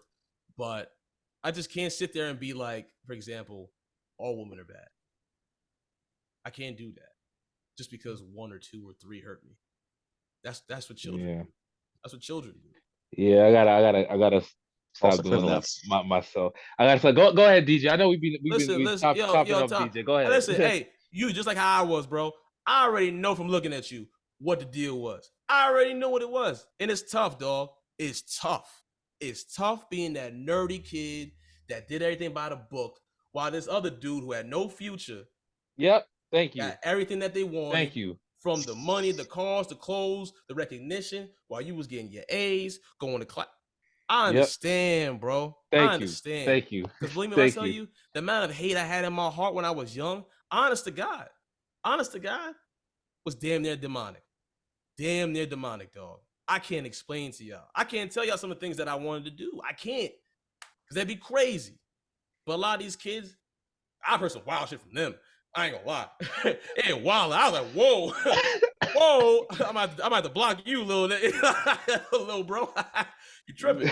But nah, like I for real, like tell them, like, you know, if you do that, this is gonna happen. Then your mom's gonna feel this way, then your aunt's gonna feel this way, and then your mom's gonna be in trouble with this. She's gonna be in debt, and then your dad's gonna be like this financially, and then your mom's gonna be like this mentally. I make sure this reality is so plugged into their head that you're gonna remember what I said. And again, it's because a lot of these kids don't know how to just calm down. They don't. So you have to be able to understand that. You can't just say, you just thick-headed boy, you just thick-headed girl. Yeah, because of you, bro. Because of you. Yeah. You didn't do your job right. So, Mhm. you know what I'm saying? Like when we get so mad at kids nowadays, bro. We're doing the same thing we did, but worse. And then they wonder like where it came from. From you, bozo. From you. What are you There you talking go. about? So that's why I want to hear people say ass whoopings. Oh, I got my ass. Like it was one thing I saw on Instagram recently. It was like, oh, I got my ass whooped, and I also got punched in the face. Yo, I put in the next comment. I said, yo, dog, you're a victim. And he tried the whole thread to make it seem like it was okay. And it's got worse and worse. The things he was saying was crazy.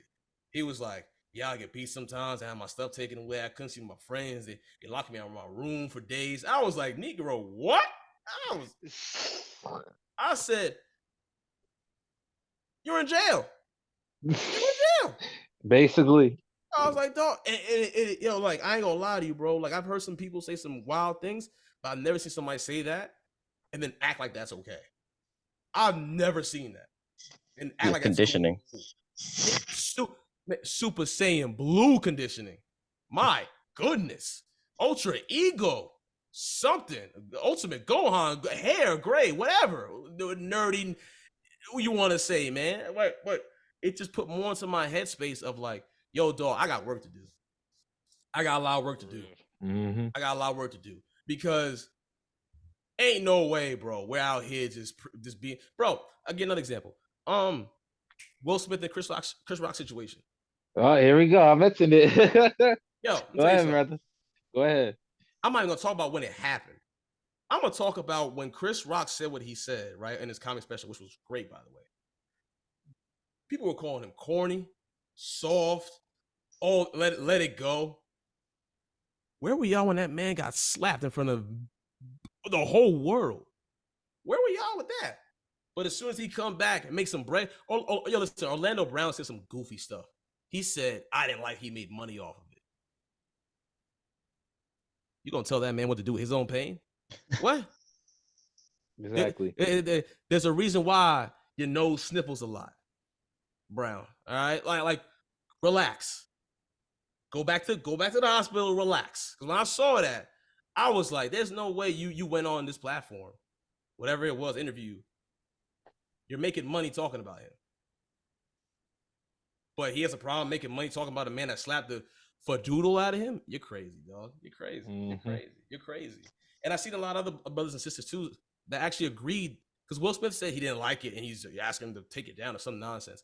And I was just like, yo, it really bugs me out when the rabbit finally got the gun Now all of a sudden we gotta play peacemaker. It's gotta be all love and harmony and everything like that.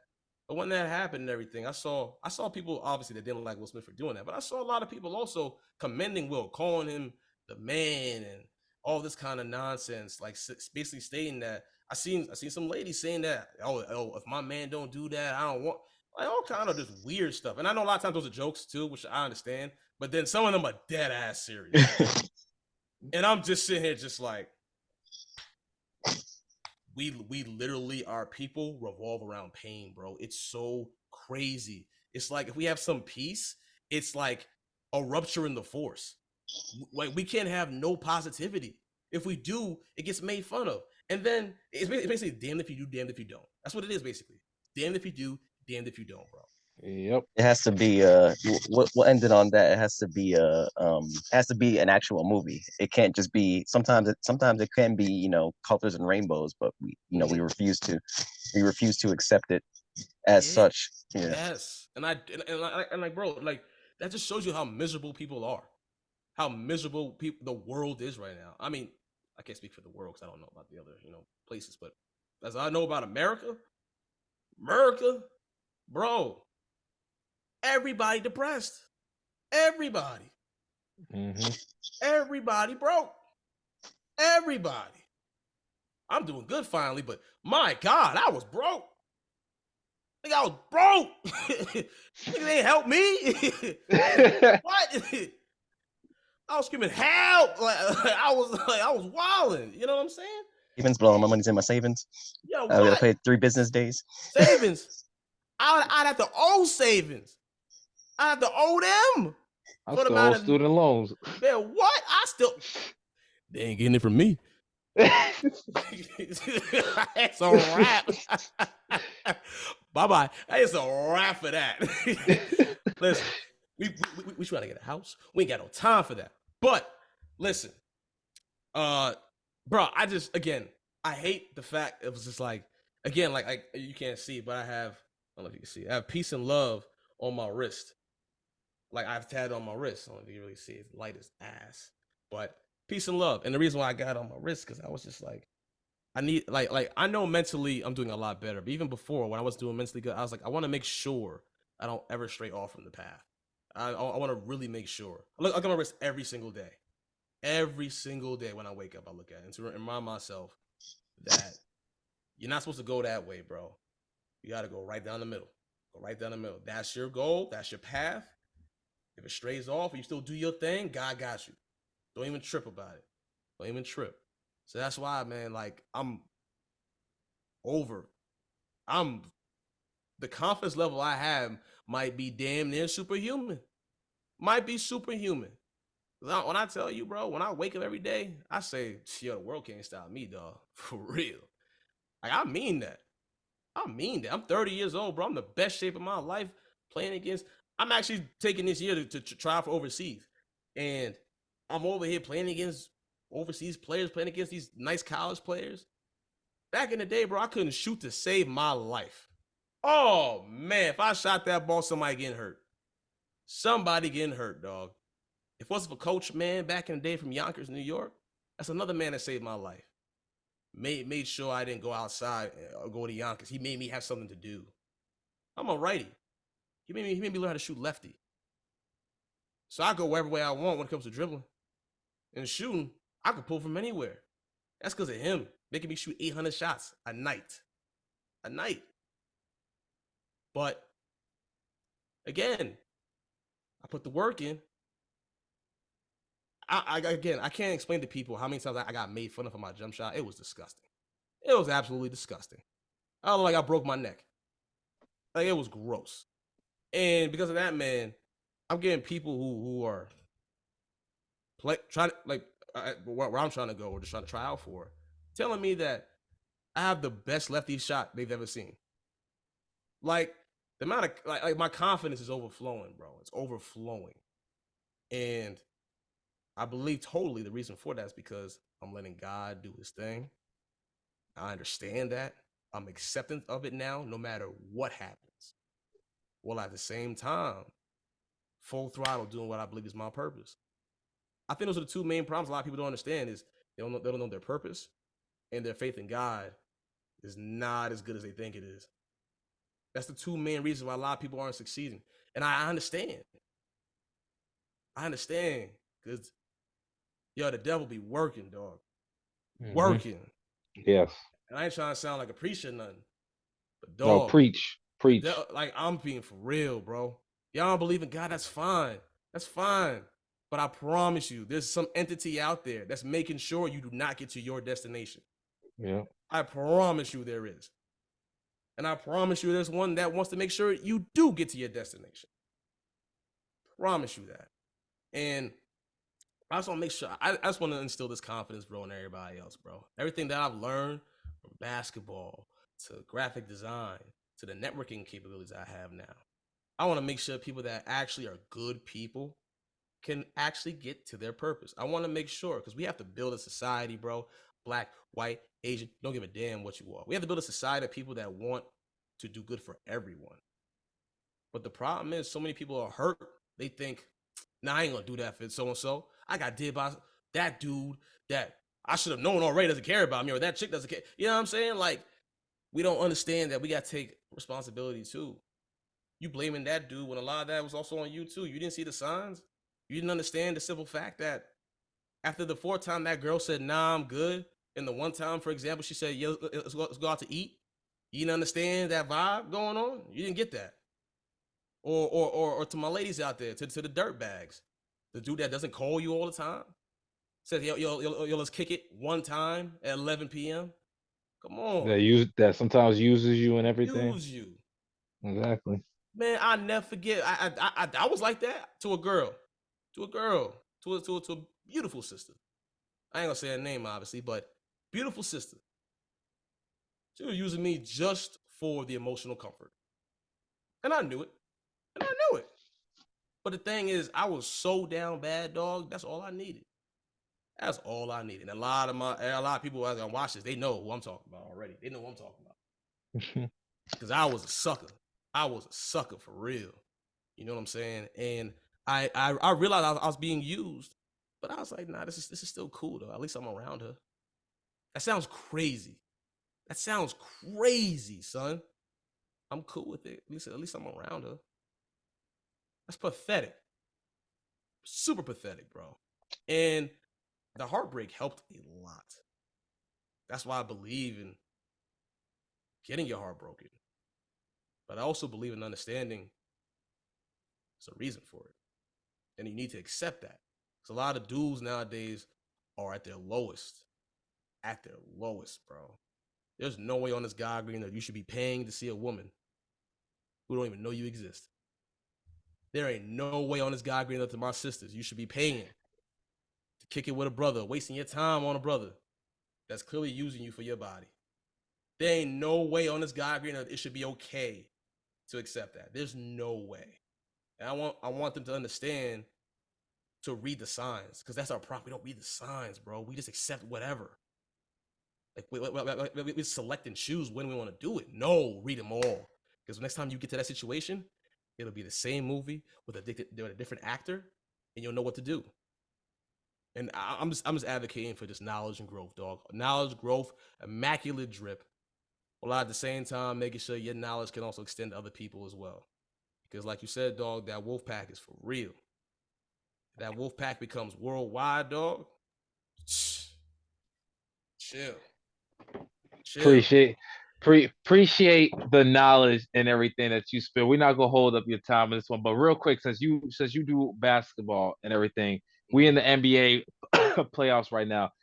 Who do you think you got in the finals? That's why I'm gonna leave that. DJ, I don't know if you had any more questions, but who do you got in the NBA finals? Listen, that you think? I gotta let this be known. I've been a Golden State Warriors fan since the Mississippi Bullet. That was actually my favorite player before Steph. Loved Monte Ellis. Loved his game, bro. But my favorite player of all time, me personally, is Derrick Rose. What he been through is something that a lot of people would have just gotten up out of here, man. What he went through, bro, injuries all over the place. That's actually the only person I actually want to meet.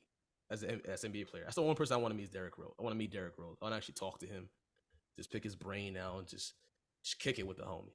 But I gotta pick my dubs, and I gotta pick on the other side.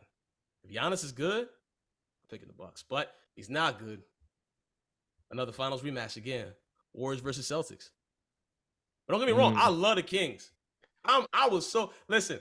I gotta do a video on them too. I'm also gonna live react to them with everybody on YouTube and Twitch. So that's gonna be fun. But hold on, I'll show you. I'll show you. DJ, who you got? I might have had the Suns beating the Bucks. I might have had the Suns. I gotta think. I'm gonna say Celtics in the East and in the West. You'll pick the Lakers. I know you are. Nah, I mean, I love LeBron. Don't get me wrong about it. But I got no faith in the Lakers. I don't got, yeah. I hope he wins another ring, like one more last ring, but I don't think it's gonna happen this year. I probably gotta go with I'll say Suns and Celtics. Oh no. hey, let's tell you something. Gotta get past the glove. Ugh. Yeah, I know. Ew, I know, but DJ, I don't know if you had another question, my brother, or anything, but we appreciate Melvin Banks. But I know you got some YouTube videos and Twitch coming up. So what's the next content that you got coming up that you want to share before we log off for the evening? First thing, y'all know this shoe. This is De'Aaron Fox's Air Max. I've been a fan of De'Aaron Fox since he was in high school. So to see that brother grow the way he's growing, I feel like a proud uncle. I swear to God, I feel like a proud uncle. I love Fox. I love his personality, love his game, love what he stands for. Love De'Aaron Fox. But for my content that I have, I got my graphic designer. He's working on stuff for the playoffs right now. We have a lot of playoff stuff to get into. We have a lot of collabs actually set up too. I have a lot of IRLs that I'm getting ready for too. I gotta get my body right because I had a little knee injury, so I've been icing like crazy. But a lot of IRLs, a lot of that. It's a lot of conversation, like deep conversation videos that I'm gonna get into. A lot of content creators. I'm just trying to do what I can, bro, just to help people understand like it's okay to feel a certain way, bro. It's also okay for that person too. It's also okay to get criticized. It's also okay to have accountability. It's also okay to hug somebody, to love somebody, to be hurt. It's okay. It's okay. What's not okay is allowing people to do whatever they want and just say it's their opinion or it's their feeling and they have no repercussions for their actions. I'm trying to get people to understand that is the dumbest thing I have ever seen in my life, is that we can say whatever we want, but it's my opinion and it can be wrong.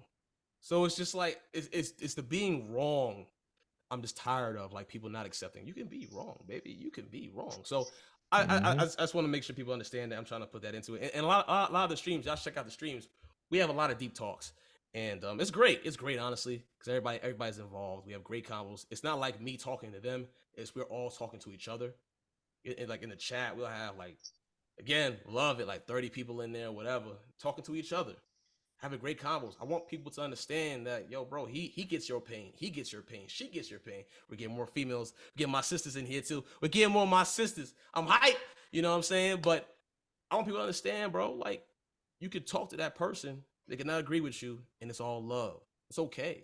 You dig? Like I have friends that don't believe in God. It doesn't make me sit in there and say, nah, bro, I ain't kicking it with you. Because he's not out here trying to make it seem like I have to believe that too. Like he respects it, and I respect him too.